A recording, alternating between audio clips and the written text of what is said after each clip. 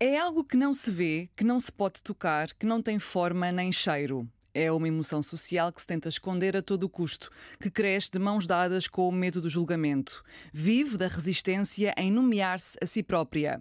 Falo da vergonha.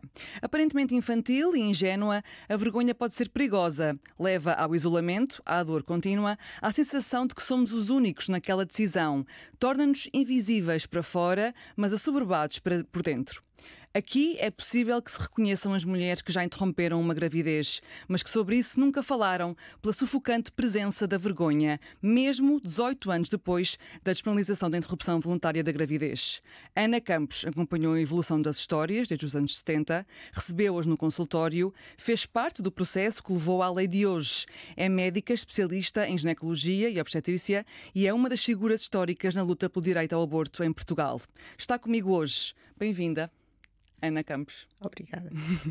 É um gosto tê-la aqui para falarmos sobre este tema ainda tão sensível, tão presente, que é um procedimento médico, mas que está envolvido ainda em muito tabu. Nos vários relatos que se ouve sobre mulheres que fizeram aborto em Portugal, mas não só, há sempre esta presença da vergonha. Alguns deles dizem: senti-me sozinha, envergonhada e com medo que alguém descobrisse, nem a minha mãe soube. Fiz um aborto aos 18 anos, passei o tempo inteiro com medo da polícia, medo de alguém da família descobrir. Até hoje, aos 40 anos, falo disso quase em segredo. Portanto, há sempre esta ideia do esconder, apesar de os números existem e, portanto, essas mulheres também têm um rosto. Mesmo no nosso grupo de amigas, na nossa família, é um tema de que não se fala. Pergunto-lhe de que é que sobrevive esta vergonha, apesar de hoje ser um procedimento médico como outro qualquer?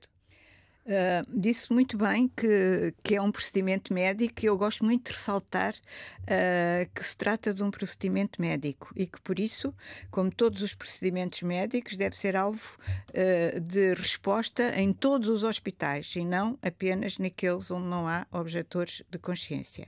E, portanto, tratar o aborto como um procedimento médico é meio caminho andado para tirar a vergonha às mulheres, porque, na realidade, o aborto foi sempre envolvido numa aura de vergonha, justamente, de um mau procedimento, uma mulher que não sabia tratar da sua contracepção, que não pensava se queria ou não queria, na realidade, engravidar, ou se não querendo engravidar, não fazia aquilo que devia fazer, e sempre sobre os ombros das mulheres. Nunca os homens estiveram envolvidos nesta situação. Portanto, até hoje, os homens nunca continuam, em relação à contracepção, a ser um ser à parte, alguém que eventualmente usará um preservativo, mas que está sempre de fora dos debates. E se a gente vir, a maior parte dos detratores do aborto são homens. Não vê muitas mulheres detratoras do aborto, porque na realidade a solidariedade em relação ao risco de uma gravidez que não é desejada é uma coisa que aproxima, apesar das diferenças morais, religiosas, o que quer que seja, aproxima as mulheres.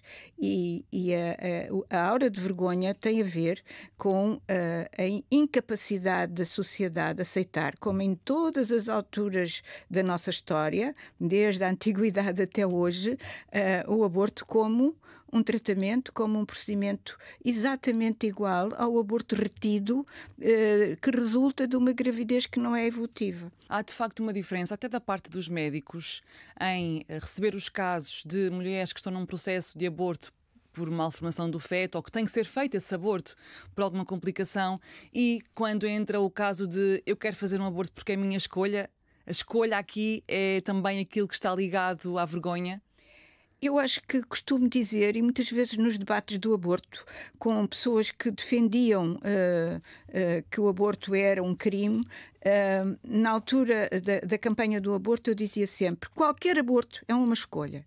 Portanto, um casal que tem um feto com uma malformação tem que escolher entre interromper a gravidez ou não interromper. Ou que tem um potencial de ter um filho com certas doenças. Exatamente. E toda essa situação é sempre uma escolha. As pessoas, ninguém impõe a um casal, a uma mulher, um aborto. Portanto, o aborto é sempre resultado de um pedido assinado, seja ele um aborto resultante de uma doença fetal ou resultante de uma escolha da mulher. Portanto, e em todas as áreas, a escolha, o direito de escolha está presente, porque eu já segui muitos casais, muitas gravidezes com fetos com malformação, que os casais optavam por continuar a gravidez. E essa situação é tão respeitável como a situação de interromper a gravidez. Então, indo mais profundamente, é aquela questão de tem condições para, económicas, sociais, tem o privilégio de poder estar grávida quando há tantas mulheres que não podem e mesmo assim escolhe. Portanto, a escolha pode ser uma opção para uns ou para umas, neste caso, mas não para outras. É isso? É verdade. Em todas as atitudes da vida, a escolha é sempre uma opção. Agora, depende dos atos e, no fundo, se nós virmos, quem sanciona ou aceita ou sanciona determinados atos é a sociedade. Portanto, e neste caso concreto, a medicina. A medicina aceita que alguma gravidez seja interrompida em determinadas situações, mas que outra não o seja.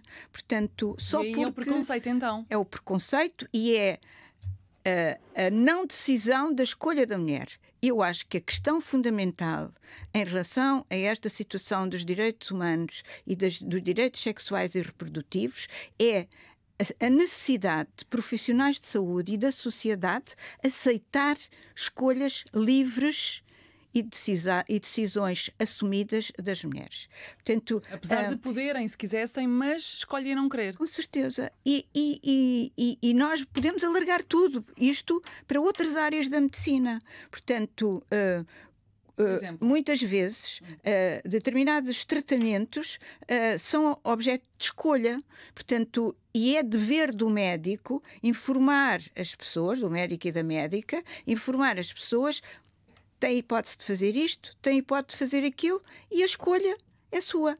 Porque é que aqui a escolha existe e ninguém vê com olhos diferentes uma escolha nesta área ou uma escolha em relação à possibilidade de uma pessoa que não pretende uma gravidez que existe naquele momento, que ela possa optar por esse objeto. Tem relação, por exemplo, a um cancro ou alguma doença mais dura, digamos assim, há sempre várias possibilidades que são apresentadas à pessoa em concreto. O médico pode duvidar da opção da pessoa, pode achar que não terá sido a melhor opção, mas não tem nenhum direito de impor a sua posição sobre um doente. Eu queria ir ao passado, mas vamos agora ao presente, porque a lei de hoje diz que uma mulher, por opção, pode escolher interromper uma gravidez até às 10 semanas.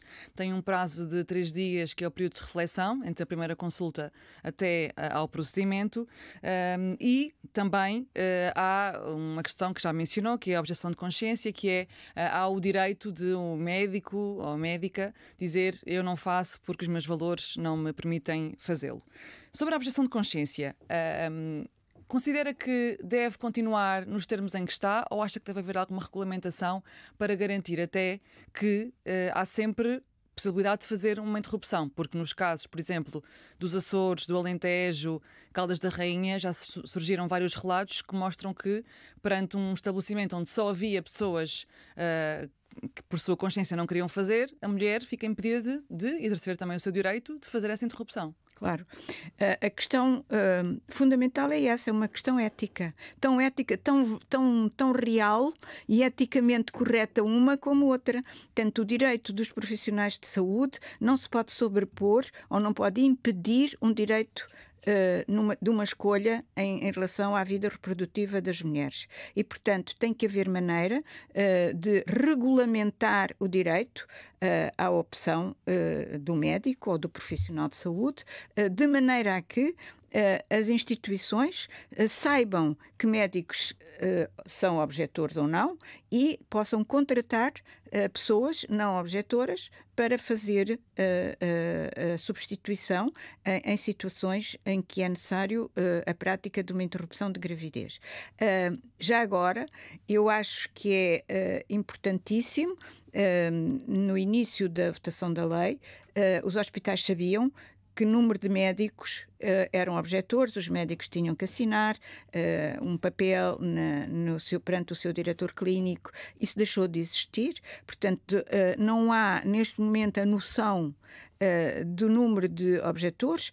Sabe-se que há X hospitais onde só há objetores. Descobre-se quando, então? Quando alguém chega, quer fazer e não há nenhum... E o diretor diz, nós não fazemos porque somos objetores de consciência. Nós, enquanto grupo de médicos? Enquanto profissionais. Portanto, eu já agora gostava também de dizer que há outra maneira de equacionar esta questão. Por exemplo, os países nórdicos consideram o aborto justamente um tratamento médico e, portanto, quem tiver como escolha a especialidade de obstetrícia e ginecologia na área da saúde reprodutiva, trabalhando na área da saúde reprodutiva, não deve escolher esta área se for objetor de consciência. Os países nórdicos diz a Noruega e a Suécia. Estou a falar da Noruega, Suécia e Dinamarca. Portanto, não podem ser objetores de consciência. Não há essa a figura. objeção de consciência não é figura nos serviços, percebe?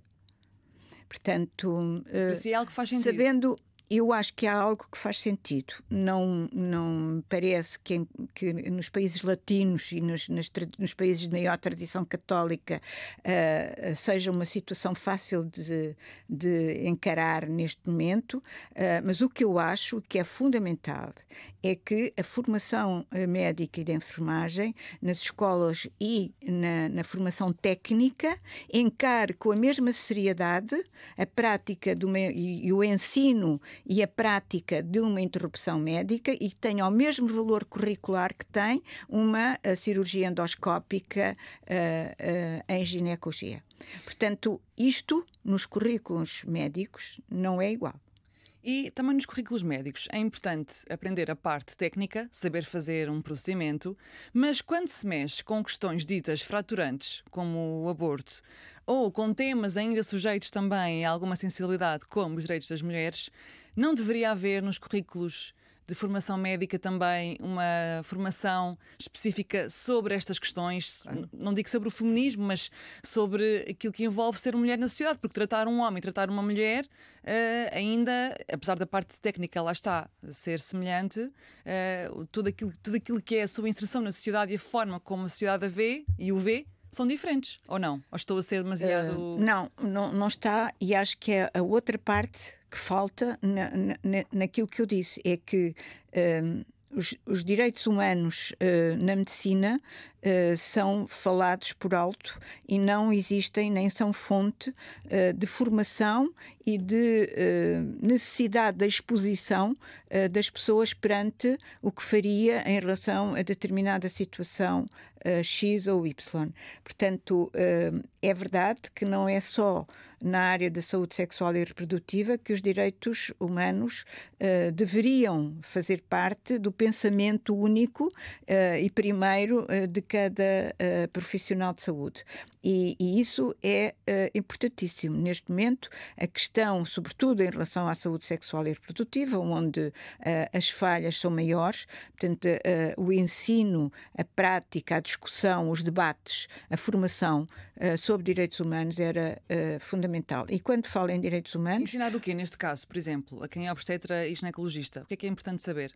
Eu acho que é importante saber a situação das mulheres, o direito de escolha das mulheres, a possibilidade das mulheres estarem sujeitas na sua vida reprodutiva a situações diferentes das dos homens, de terem funções profissionais e na família que também são diferentes e, portanto, terem que ser tratadas e avaliadas e acompanhadas de forma muito diferente. Estou a recordar, tivemos aqui uma atriz que é a Mariana Monteiro e ela tem 36 anos e contou aqui que foi uma ginecologista que lhe perguntou se ela tinha namorado, ela disse que não e a médica disse, bem, então tem que se despachar a arranjar um para ser mãe. E que ela ficou muito chocada com esse tipo de abordagem, depois nunca mais voltou a essa médica. Quando estamos a falar de formação, também é sobre este tipo de situações. É exatamente isso, é como dialogar, por exemplo, como dialogar numa consulta em que se pergunta sobre contracepção e a resposta é, não preciso de contracepção porque sou lésbica. do outro lado, fica imediatamente o muro de silêncio e até se a pessoa, mesmo que tenha alguma empatia com a pessoa que está à sua frente, e acredito que tenha, parece que depois já não tem mais perguntas para fazer. Ou seja, do leque de perguntas que se costumam fazer durante uma consulta médica, não faz parte a sexualidade. E quando faz parte a sexualidade, é obrigatoriamente hetero. Nunca passará por uma hipótese de haver um parceiro que seja do mesmo género que a pessoa que está presente. E quando fala, e então passando para a transexualidade, aí então é que a coisa vai mais longe. Não há nenhuma formação em relação a esta situação. E é muito importante que as pessoas aprendam várias coisas. Por exemplo, havia alguns hospitais que faziam formação sobre o que dizer a uma mulher quando se grávida, quando se diagnosticava uma morte fetal in utero. As atitudes dos profissionais são importantíssimas naquele momento e nos momentos seguintes. Porque marca, não é? Exatamente. É que marca absolutamente a sequência daquilo e de como as pessoas se sentem, uns e outros. Ainda há essa formação. Ainda aprendem a lidar com... alguns hospitais que fazem essa formação, mas não existe. Isto faz parte dos direitos humanos. Esta área também faz parte dos direitos humanos, de como em medicina dialogar perante situações de adversidade, tanto perante a morte, a doença grave, a doença incurável, ou nesta situação, no caso de umas perguntas sobre a vida da pessoa que está à nossa frente, a vida sexual e a vida reprodutiva não existem. Não existem na mulher com 50 anos, não existem na mulher com 40 anos, e existem numa consulta de ginecologia ou de contracepção, ou de planeamento familiar, como lhe queiramos chamar, porque faz parte, digamos, do leque habitual. Agora, se a pessoa... eu aceito que haja colegas que acham normal essa maneira de responder. Porque acham que estão a avisar, acham que estão a avisar a pessoa, mas que é preciso ser que estão a avisar, mas sem terem o mínimo de noção sobre porque é que a pessoa tem 36 anos e não tem um parceiro. Até pode ter uma parceira, como é evidente, não é? Quer dizer, porque é que não há de ter uma parceira, não é? Vamos voltar um bocadinho atrás, alguns anos para trás, porque, de facto, se hoje em dia ainda há muita vergonha, nos anos 70 a vergonha estava em todo lado, basicamente, quando se falava sobre estes temas. E a Ana Campos, que temos connosco, fez um internato geral no Santa Maria. Foi lá que viu uma mulher que, por ter feito um aborto em condições bastante precárias, acabou por falecer, certo? Sim. E foi aí que decidiu optar por esta especialidade. Sim. O que é que foi este episódio e recorda-se bem dela? Recordo-me perfeitamente. Eu era interna do primeiro ano, provavelmente, e fazíamos equipas de urgência e a mim, naquele momento, eu estava a passar a visita aos cuidados de observação intensiva, na altura que havia uma pequena área na urgência, até os doentes serem transferidos para outra área, ficavam ali. E ela estava numa situação desgraçada e só me dizia não me deixes morrer, não me deixes morrer. Ela tinha feito o aborto como?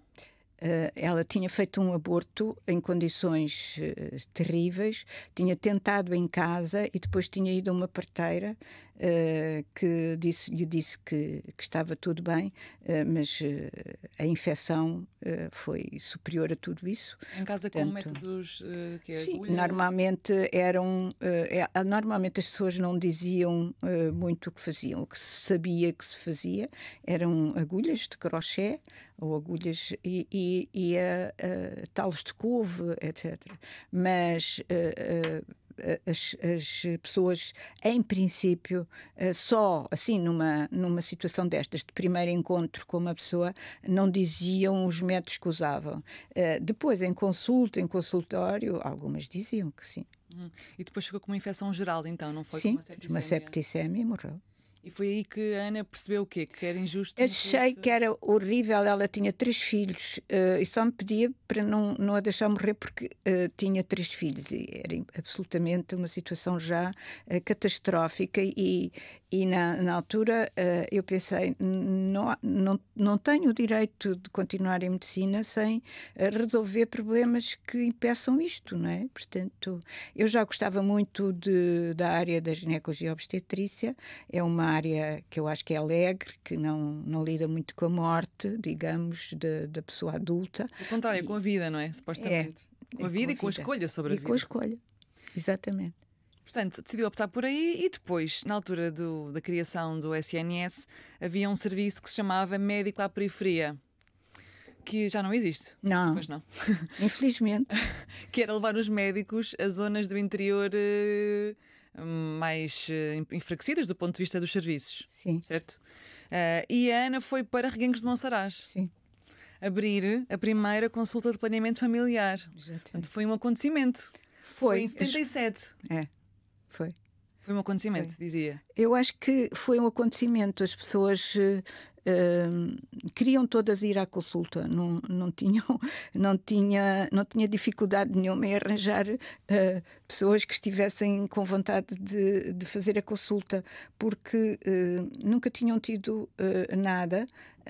E muitas vezes, pelo menos por curiosidade, queriam. Todas tinham imensos filhos, claro, estavam ainda em idade reprodutiva, não conheciam contraceptivos. Os contraceptivos estavam a ser, naqueles anos, a ser comercializados em Portugal e, portanto, a prescrição ainda era, no interior do país, então, muito escassa. A pílula chegou a Portugal mais ou menos em que ano? Foi em 1969, foram abertas as primeiras consultas. Ela foi comercializada, creio que em Portugal, em 67, mas a sua venda muito limitada, apenas era usada, a justificação era os transtornos da regularidade da menstruação. Portanto, para corrigir as irregularidades da menstruação. Preservativos com muitos anos mais tarde, não foi? Não, preservativo já existia. O preservativo já existia. O preservativo feminino é que sim, mas o preservativo masculino já existia. Era o grande método contraceptivo. Eu acredito que havia casais que usavam preservativo. Embora, como sabe, a religião católica proibia completamente o uso de preservativo. Mas mesmo os casais mais católicos utilizavam preservativo, com as suas falhas, obviamente. E quando chegava aqui esta consulta e quando disse agora que não tinha problemas em arranjar utentes, mais mulheres, digo eu, não é? Era porque o que é que as mulheres estavam sedentas de ouvir ou de saber que eles levavam? Saber que havia coisas que podiam tomar para não engravidar. Isso as pessoas já sabiam. Que podiam já tomar coisas, havia algumas que até já estavam a tomar. Eu apanhei uma história que acho que disse publicamente, que era uma que partilhavam a toma da pílula, o marido e ela. Portanto, o marido apoiava na sua desejo contraceptivo, um dia tomava ele, outro dia tomava ela. Portanto, achando que fazia efeito assim. Mas a maior parte dos homens eram mais... Não, eram muito opositores à ida das mulheres à consulta de planeamento familiar. Havia sempre alguma dificuldade dos homens aceitarem. Porquê? Porque achavam que a contracepção era igual à libertinagem. As mulheres agora já não tinham que prestar contas sobre a sua sexualidade. Portanto, era e sempre foi. Portanto, uma decisão. Ainda me lembro, na Mater Alfredo da Costa, ainda no meu internato, ainda antes de ir, portanto, não, estou a mentir. Depois de vir já da periferia, havia uma médica importantíssima na maternidade, que foi quem introduziu o planeamento familiar, a doutora Fernanda Castanhinha, que tinha sempre que criar estratégias com as mulheres, é quem queria pôr e que aceitavam pôr um dispositivo intrauterino, porque se os maridos percebessem que elas não engravidavam e que não usavam nada, eles ficavam loucos com aquilo. Que achar Era a que fertilidade que eram deles. inférteis. No fundo, a fertilidade deles também estava em causa. E como é que faziam então? Ela explicava que não, quer dizer, que não podia dizer aos maridos se elas queriam pôr um dispositivo, que não podiam dizer aos maridos que o punham e que, pronto, acontecia que não engravidavam já pela idade ou por qualquer outra coisa. Porque as mulheres tinham muitos filhos, mas não era esse o seu objetivo, até por uma questão de condições económicas, não é? Sim, mas sabe que o testar a fertilidade é uma coisa que está na espécie humana dentro, sempre com pensamentos que nem sempre são muito racionais, não é? Portanto, a questão da fertilidade, seja a masculina, seja a feminina, é sempre algo que pode ser sempre fruto de tentativa, no fundo. Há muito aquela questão, estou na casa dos 30 anos, tenho 32 anos, e nesta idade entre os 30 e os 40 há muito aquela questão de a pessoa tem medo de engravidar e tem medo de ser infértil. Exatamente. Tem medo das duas coisas e, portanto, não sabe bem ainda como fazer. Mas deixa-me perguntar-lhe então, portanto, naquela altura não se falava sobre sexo, certo? Nunca. Entre os casais? Nunca. Nunca. E consigo falavam? Comigo falavam, mas pouco. Portanto, só quando havia violência sexual é que as mulheres se queixavam. E nem sempre, claro, nem sempre. Dependia da confiança que tivessem com o médico. Violência, ou seja, os maridos abusarem, não é? Sim, Quererem claro. ter e elas não querem. Serem violentos no sexo, que é uma das coisas que pode ser muito comum numa relação, não é? E mesmo havia muito pudor em relação ao corpo. Portanto, chegavam lá, se calhar achavam que era só ter acesso à pílula e ir embora, mas naturalmente que uma médica quer analisar e precisa de ter mais informações. E precisa Exato. de ver o corpo da mulher, não é? A maior parte delas ficava muito admirada quando eu lhes pedia para se despirem e diziam: eu tenho muita vergonha, eu nunca me despi na frente de ninguém. Às vezes diziam que nem em frente do marido se despiam. Despiam-se nas casas de banho, um e outro, e depois, no escuro, com o lençol em cima, é que se tinham as suas relações sexuais. Portanto, o corpo nu era coisa inexistente na maior parte das ideias das pessoas naquela altura. Isso era um obstáculo para si enquanto médica. Tinha que lhes explicar, não é? Quer dizer, e obviamente que a acessibilidade, portanto, para a observação também podia variar e dependia da maneira como as pessoas estavam vestidas, portanto, e isso também eu tinha isso em conta, não é? E nessa altura, quando estavam perante uma médica que lhes podia dar acesso à contracepção, também partilhavam histórias sobre abortos que já tinham feito? Sim. De uma maneira geral, até terem confiança, não existia. Mas depois de terem confiança com a médica, diziam habitualmente 5, 6, 7 portanto, abortos que tinham feito. Abortos. E faziam-nos como, para nós termos ideia? A maior parte delas ia à parteira ou a uma curiosa na aldeia que também fosse a pessoa que também fazia os partos, etc, etc. Mas às vezes eu quero acreditar que muitos dos abortos nem sequer correspondiam a gravidezes verdadeiras, porque elas assim que tinham a primeira falta menstrual iam imediatamente às parteiras, às abortadeiras. Ficavam em pânico. Ficavam em pânico. E os métodos que descrevia, portanto, agulhas, talos, também havia alguns chás? E havia, e depois nas parteiras já havia curetas, não é? Portanto, a sangue frio, mas curetas. O que é curetas? Curetas são umas espécie de uns instrumentos cirúrgicos que se introduzem através do colo do útero e que raspam o útero, aquilo é que se chamava habitualmente raspagem. Portanto, era como uma cureta, é uma espécie de uma colherinha com um fundo com umas perfurações, portanto, e que tinham uma espécie de uma lâmina mais fina e que em contacto com a parede interior do útero retirava o tecido. E era com uma cureta que se faziam as interrupções de gravidez, muitas vezes a sangue frio, que é uma coisa dolorosíssima. A passagem de um instrumento destes pelo colo do útero é muito dolorosa. E se descobrisse que alguém tinha feito um aborto, na altura, sendo ilegal, poderia ser presa? Dependia, pois, claro, muitas mulheres foram presas por causa disso e muitas queixas no tribunais estiveram por causa disso. No caso dos hospitais, eu acho que dependia muito da ideia e das discussões que se faziam no hospital. Habitualmente, nos hospitais em que eu estive, era uma coisa que não se queria saber. A gente não tem nada a ver com isso. Mas há hospitais que fizeram queixa. Quando diz hospitais, Aqui é em as mulheres Portugal. que chegam quando ficam com Sim. problemas, é isso? Que chegam depois de terem feito um aborto Sim, mal não temos feito? não temos nada a ver com isso, vamos tratar isto, não temos nada a ver. Mas há hospitais que fizeram queixa. Das mulheres? Em Portugal, sim. Em Lisboa. A altura E era punida, algumas mulheres foram a tribunal por causa das queixas dos hospitais. a altura era punida entre 2 a 8 anos Sim. de prisão. Hoje em dia já não existe essa prisão, portanto, até às 10 semanas é livre.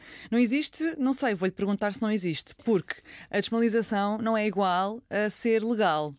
Porque o aborto, ao contrário daquilo que é a percepção pública, ainda é crime em Portugal, Com certeza. no Código Penal. Com certeza para a doutora, mas para muitas pessoas não é com certeza. Ainda é crime em Portugal. E crime caso seja feito depois destas 10 semanas, se for por opção, não é? Porque em caso de violação e em caso de malformação os prazos são mais alargados. Mas se eu quiser fazer um aborto só por minha opção depois das 10 semanas, e se souber, eu posso ser presa por causa Claro disso. que pode, claro que pode ser presa. E houve situações de julgamento em tribunal por causa disto, cá em Portugal. Qual é que foi o resultado? Sabe? Não lhe sei dizer, mas há bastantes casos. Portanto, há um artigo que nos diz, eu não sei se é 200, se é 500 nestes anos todos. E esses abortos depois das 10 semanas são feitos em clínicas ou noutros métodos? A maior parte, porque é assim, quando as instituições que fazem, que na lei também diz que fora desse prazo, as instituições, portanto, o aborto está sujeito ao Código Penal. Portanto, o Código Penal só há despenalização nas situações até às 10 semanas e praticado em instituição oficial ou reconhecidamente oficial, etc, etc, oficialmente reconhecida. Portanto, aborto feito em consultório, em clínica que não seja oficialmente reconhecida, teoricamente, pode ser sujeito a queixa, a crime. E ainda há abortos feitos de forma clandestina? Eu acho que a maior parte, provavelmente a maior parte das situações em Portugal serão feitos com recurso a misoprostol. Portanto, nas pessoas que não têm dinheiro para fazer interrupções em Espanha ou noutras situações, ou até na Clínica dos Arcos, portanto, que se fizerem até às 10 semanas podem fazê-lo por sua iniciativa. Tanto nas outras situações, fora das 10 semanas e em outros centros, a maior parte das mulheres, quando vê que não tem acessibilidade a um aborto, provavelmente usará misoprostol. Que é o quê? Misoprostol é o Cytotec.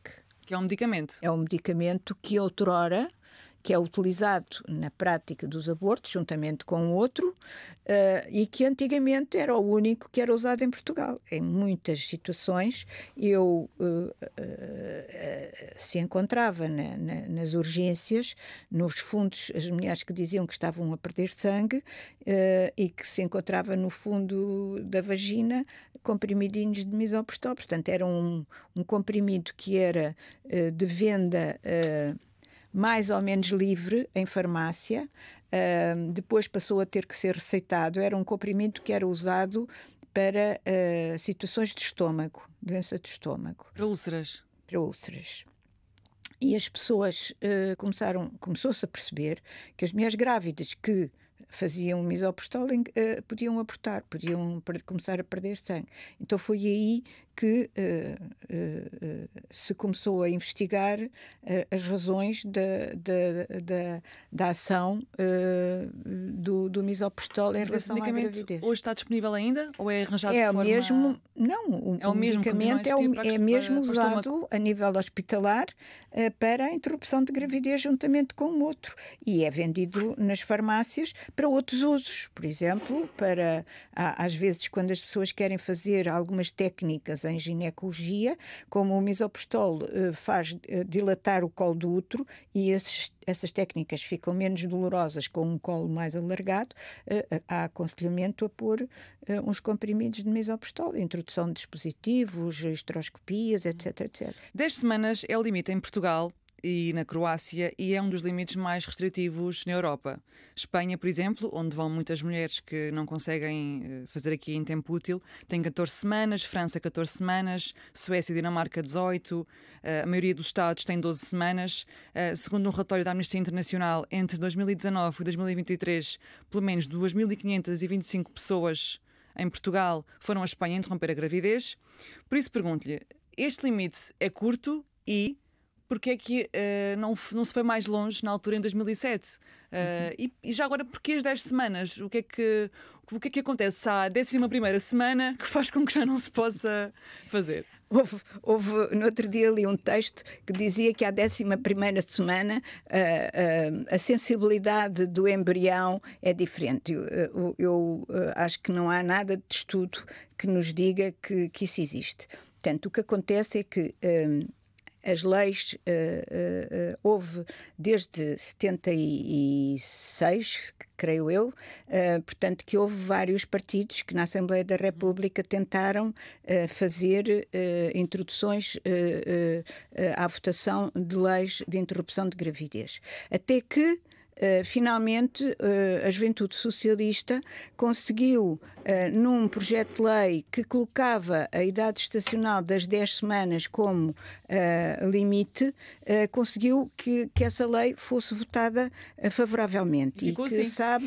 E que sabe que por acordo entre Marcelo e Guterres, essa lei, apesar de maioritária e votada maioritariamente na Assembleia, não foi considerada, e a seguir seguiu-se o referendo de 78.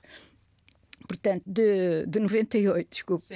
E portanto, houve dois referendos, um em 98 não passou, e o que passou, não é? Portanto, 2007. Portanto, e em 98, quando se desenhou o quadro do referendo, e foi na sequência desse acordo, entre aspas, portanto, entre Marcelo e Guterres, e como a lei era 10 semanas, portanto, o referendo foi até às 10 semanas. E o segundo referendo, às 10 semanas, ficou. Não há nenhuma razão, nenhum país na Europa, a não ser a Croácia e nós, tem 10 semanas como idade estacional. Não tem nenhum sentido especial. E portanto, Mas acha que é pouco, então? Eu acho que é pouco. A maior parte das pessoas que acha que não é pouco considera que as mulheres portuguesas conseguem abortar, a maior parte delas, até às 7 semanas. É verdade. Desde sempre, a maioria esmagadora das mulheres em Portugal consegue abortar até às 7 semanas. Mas isso consegue perceber que está grávida, ir a uma primeira consulta, esperar os 3 dias, esperar os dias que forem necessários, fazer o tempo de espera depois da decisão, etc, etc.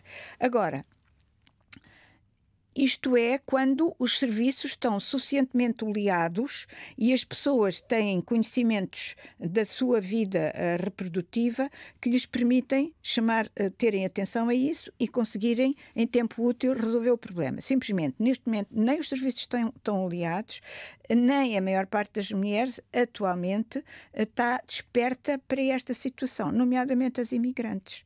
Portanto, a maior parte das pessoas ou com dificuldade de acesso aos centros de saúde, que não são só as imigrantes, mas as imigrantes são as pessoas que mais tarde chegam a pedidos de interrupção de gravidez. E, portanto, esta média das 7 semanas alarga um bocadinho nessa faixa de pessoas.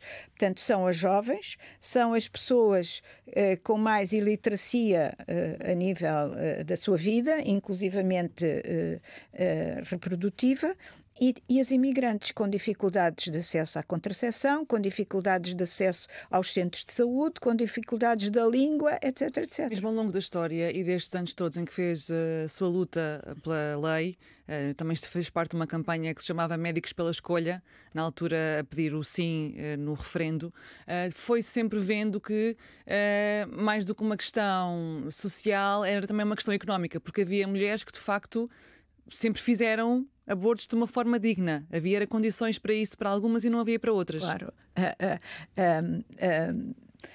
Aquilo que existia em Portugal era, de facto, uma estigmatização das mulheres pobres que não tinham direito a fazer um aborto em condições, porque não tinham dinheiro para pagar um aborto em clínicas. Portanto, e a maior parte, naturalmente, mas clínicas clandestinas, mas de pessoas que tinham outras práticas para além da prática do aborto, não é? Quer dizer, faziam consultas disto, daquilo, daquilo outro.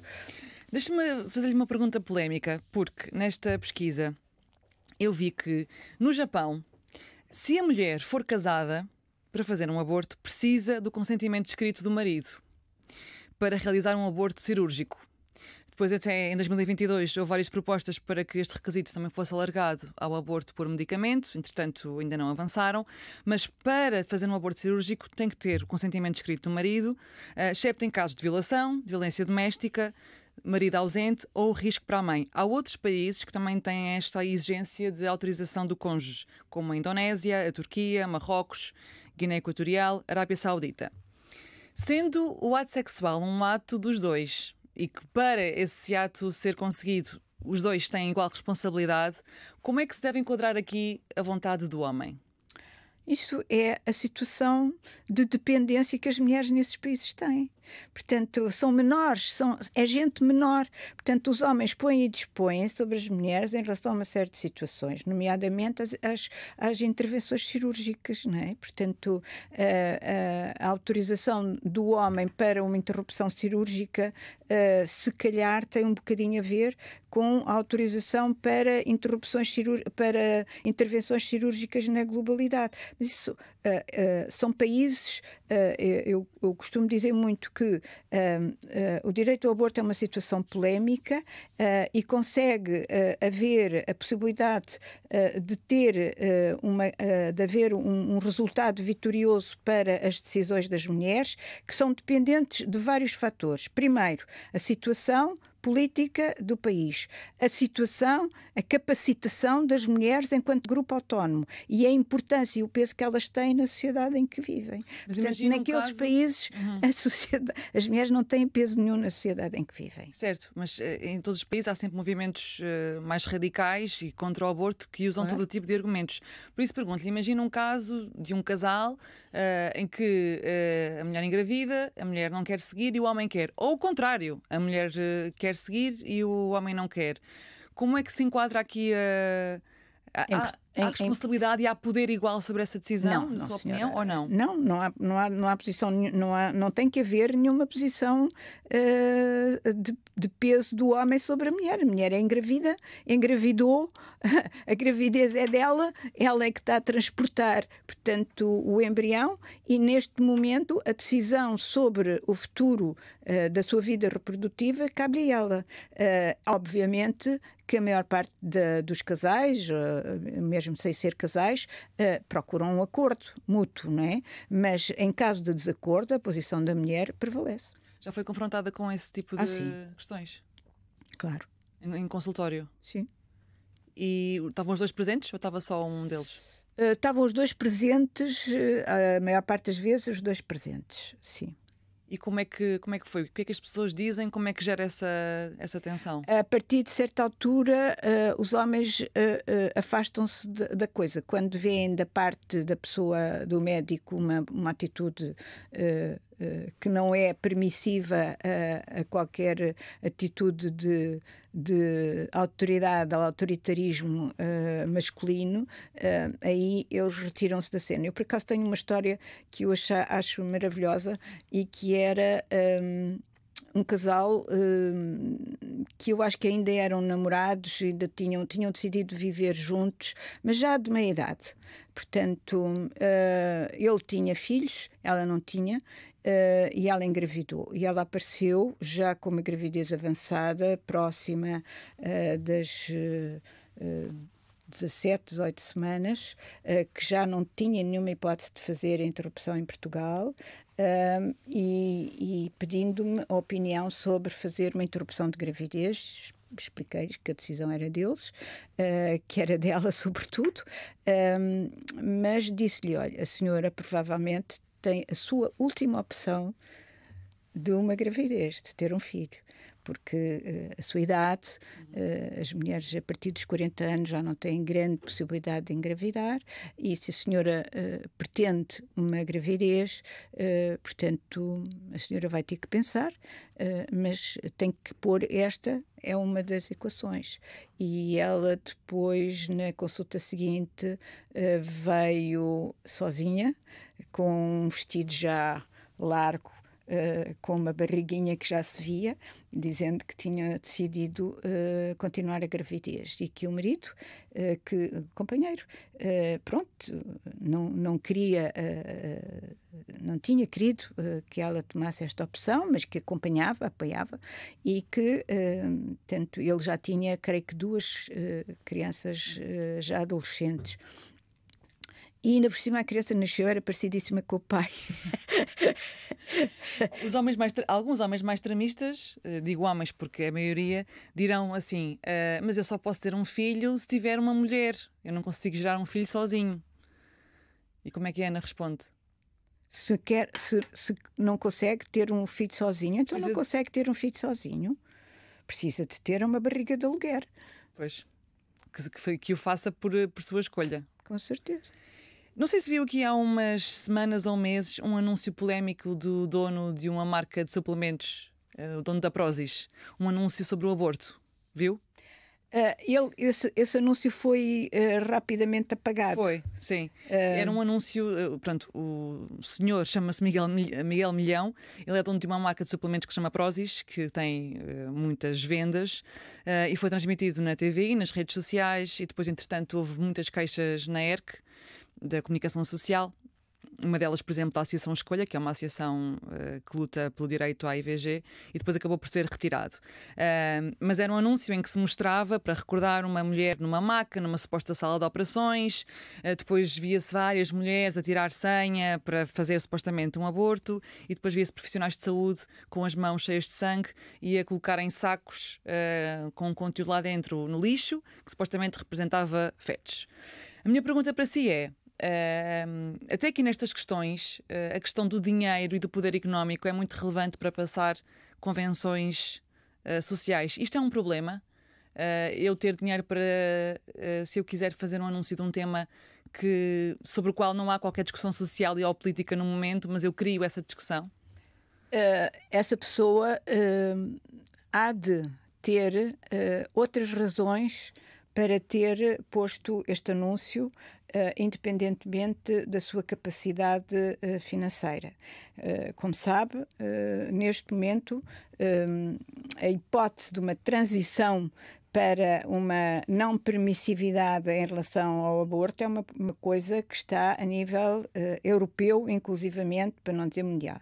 Portanto, depois do que se passou nos Estados Unidos, portanto, a Europa vive também algumas dificuldades, com alguns países com algumas dificuldades. E essas ideias são as ideias-chave para fazer mudar a opinião pública em relação a posições de apoio às decisões das mulheres. Esses anúncios vão voltar a surgir. É muito importante que as mulheres tenham todas as mentes claras e estejam muito atentas a isto que vai acontecer, porque noutros países da Europa isso é muito a regra, e aqui as redes sociais e não só, portanto, vão estar permissivas a estas situações. Mas qual é que é o poder ligado ao controle do corpo de uma mulher que pode ser suficiente para mudar a sociedade e para mudar políticas? Chama-se patriarcado. chama-se patriarcado. É o liberalismo pessoal, económico, as religiões e a sujeição das mulheres na família. Portanto, neste momento nós vivemos, sobretudo nos países de leste, já propagandas constantes em relação à necessidade de ter mais filhos, em relação à necessidade de famílias normais, entre aspas, pai, mãe e filhos, não há casais homossexuais e a normalização, entre aspas, patriarcal é um dos objetivos principais de quem manda neste momento na parte económica deste mundo. Para si, se fosse possível, haveria agora uma nova discussão sobre a lei para aumentar o prazo das 10 para as 12, acredito eu, Sim. pelo menos.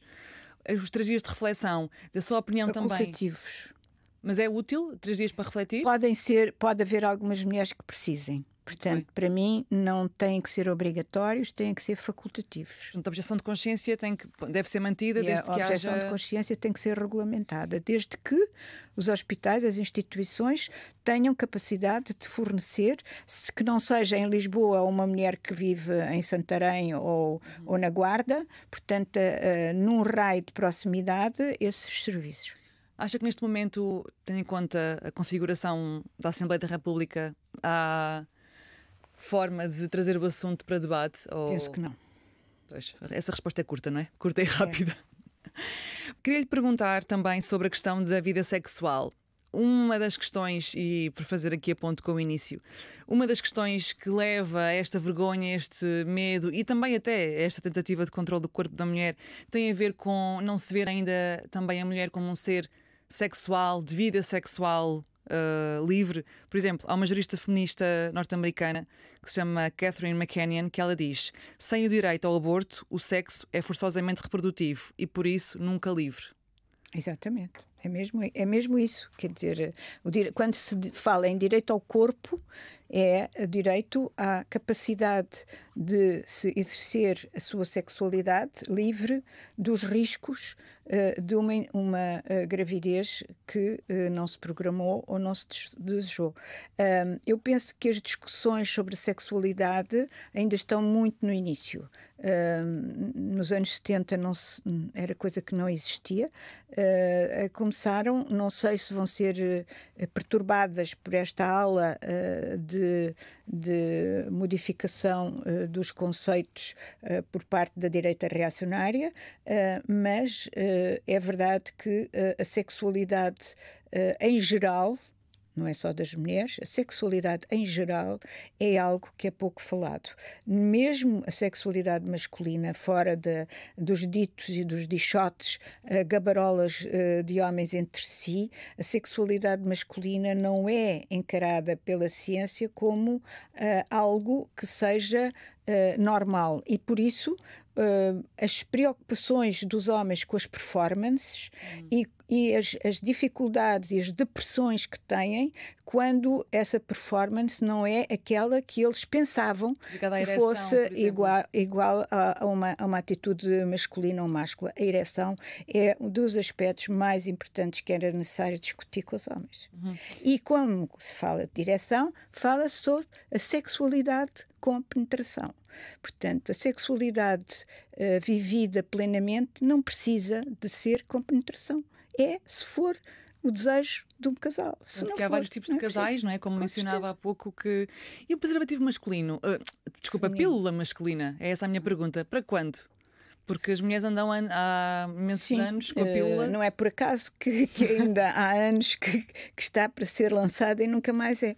Portanto, o poder patriarcal aqui e o medo justamente da performance são as pessoas que é o que preside mais às dificuldades da ciência, entre aspas. A ciência nunca foi neutra. Ana, Simone de Beauvoir, uma das grandes feministas, dizia no Segundo Sexo: a maternidade forçada transforma a mulher em serva.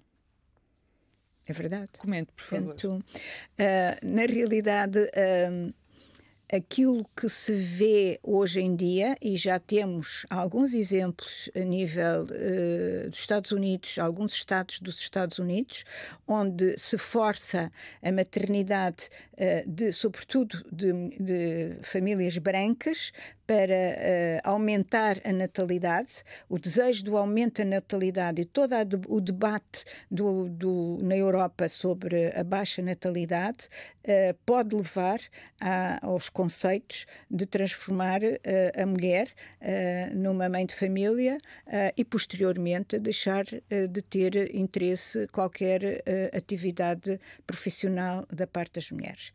E eu penso que são os riscos que as mulheres correm neste momento. É preciso que as pessoas estejam muito alerta em relação a isto e que saibam reagir em tempo útil, porque alguns estados dos Estados Unidos já vivem isto na sua realidade e com tanto o peso da religião, sobretudo os evangélicos, são o grande peso da religião nos Estados Unidos, mas na Europa de leste, nos antigos países de leste, que até fazem parte da União Europeia neste momento, portanto, já há a religião católica já põe e impõe algumas destes conceitos. Claro que aqui para a parte ocidental da Europa ainda não está na ordem do dia, mas pelas Polónias, Roménias, etc., há a situação de dificuldade económica, de dificuldade do preço das creches, etc., leva muitas mulheres para casa e, por outro lado, o grande ódio e o racismo àquilo que são os estrangeiros e às pessoas de outras raças nos países de leste são determinantes para que eles comecem a alarmar as populações sobre a baixa natalidade e a necessidade de aumentar o número de filhos. Portanto, as mulheres servas podem ser realidade em algumas sociedades e situações. Muitos assuntos para terem atenção. Obrigada. Nada. Ana Campos, por ter vindo ao Dona da Casa. E nós continuamos na próxima semana com mais assuntos, mais temas para pensar, para refletir, sempre aqui connosco. Obrigada por estarem desse lado e até lá.